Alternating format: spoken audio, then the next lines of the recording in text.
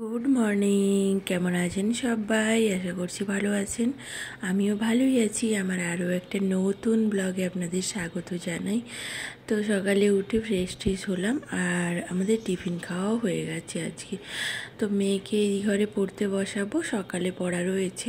আর এই এখন ঠান্ডা পড়ে গেছে, তো তাই ঘরের সমস্ত জানালা বন্ধ না করে দিলে ঠান্ডা তো একটা ঢোকেই। আর তার থেকেও বড় কথা, বিকেলের পর থেকে প্রচুর মশা ঢোকে, যার জন্য বসা যায় না, প্রচুর মশা প্রচুর।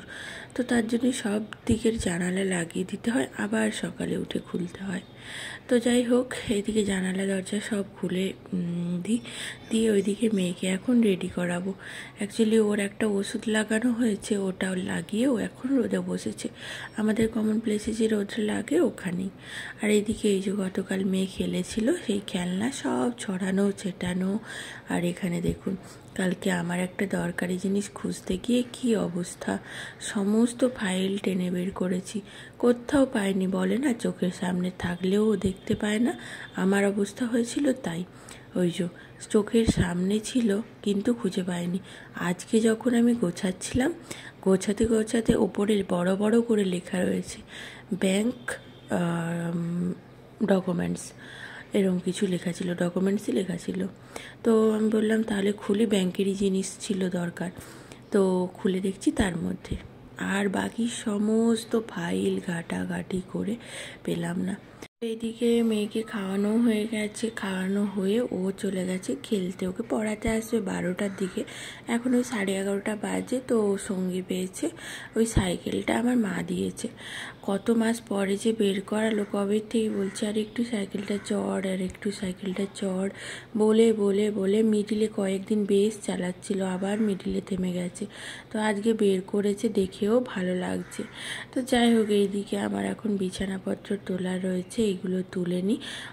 রান্নাবান্নাও রয়েছে, আর আমি তো সবার আগে এখন স্নান করব, মানে কাজকর্ম করে তারপর স্নানটা করে নেব। আর এদিকে মাথায় তেল দিয়েছি, শ্যাম্পু করব। আর শ্যাম্পু করব বলেই আজকে আরও বেশি তাড়াহুড়ো করছি স্নান করার জন্য। কেন, যেখানে সুস্থ আছি সেখানে সুস্থ থাকাটাই ভালো। বিনা কারণে অসুস্থ হয়ে পড়ার কোনো মানেই হয় না। তো দুদিন ধরে দেখছি এই 12:30টার মধ্যে স্নান করে নিচ্ছি, আমার ঘাড়ে যন্ত্রণাটা অনেকটা বেটার আছে, অনেকটা।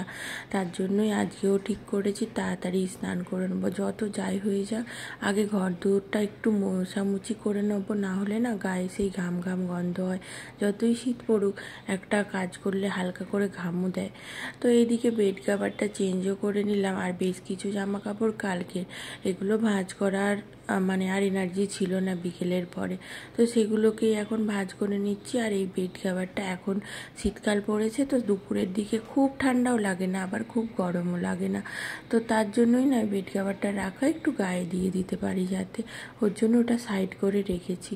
আর এইদিকে এই যে আজকে চলে এলাম, এই সোফার কভারটাকেও চেঞ্জ করব। আর ওইদিকে এখন মেয়েকে পড়াতে চলেও এসছে, ও পড়ছে পড়ুক, তার মধ্যে যে কতবার উঠে আসবে। এই দেখুন না, এক্ষুনি উঠে এলো বলে, মানে ওকে পড়াতে পড়াতে ওকে 5-6বার তো উঠতেই হয় এরম, মানে জল না তেষ্টা পেলে উঠতে হবে, টয়লেট না পেলেও এই যে চলে এসছে, জল তেষ্টা পেয়ে গেছে, অথচ জল খাবে এক চুমুক, খেয়ে কোনো রকমে যেতে পারলে বাঁচে, কিন্তু ওকে উঠতে হবে। তো যাই হোক, আমাদেরও এরকম একটা ছিল, মানে কিছু হোক না হোক, পড়ার ওখান থেকে উঠে যদি 2 মিনিট আসতে পারি, মনে হয় কত কিছু করে ফেললাম এরম। তো যাই হোক, ওই দিকটা গুছিয়ে নিয়েছি, দিয়ে এইদিকে এই যে খেলনা টেলনাগুলো গুছিয়ে দিই। আগের দিনে সব বের করেছিলাম না, ওই ওপর থেকে সব নামিয়েছিলাম, সেই সব খেলনা নিয়ে এখন পড়েছে। আর এখানে এই যে আগের দিনে ধুনো দিয়েছিলাম, হাজব্যান্ড অন্ধকারে এসেছিলো, একটা পা দিয়ে দিয়েছে, সব পড়ে গেছে, ভাগ্যিস ভাঙেনি। তো যাই হোক, ওইটাকেই তুলে নিলাম, দেখি একদিন জ্বালিয়ে দেবো। আর এইদিকে এই যে এত নোংরা ছিল না, কিন্তু ওই সকালে ম্যাগি ট্যাগি করলাম, চা শেষ হয়ে গেছিলো, চা ঢাললাম। তো সেই সবের জন্যই ভাবলাম ঝাড়ু দিয়ে যখন বের করেই দেবো, আর ডাস্টবিনটা না বাইরে থেকে নিয়ে এসে ধোয়া হয়নি, ওর জন্য এখানেই ফেলে দিচ্ছিলাম, আর বাইরে একদম ঝাড়ু দিয়ে বের করে দিলাম। তো যাই হোক, এইদিকে স্নান টান করে এসে রান্না করতেও চলে এসেছি। আজ এই হাজব্যান্ড রুই মাছ নিয়ে এসছে, ওকে অনেক দিন পর বললাম কি তুমি কি মাছটা জানা ভুলে গেলে, তো যাই হোক, ওকে এই কথাটা বললাম বলেও আবার মাছ নিয়ে এলো।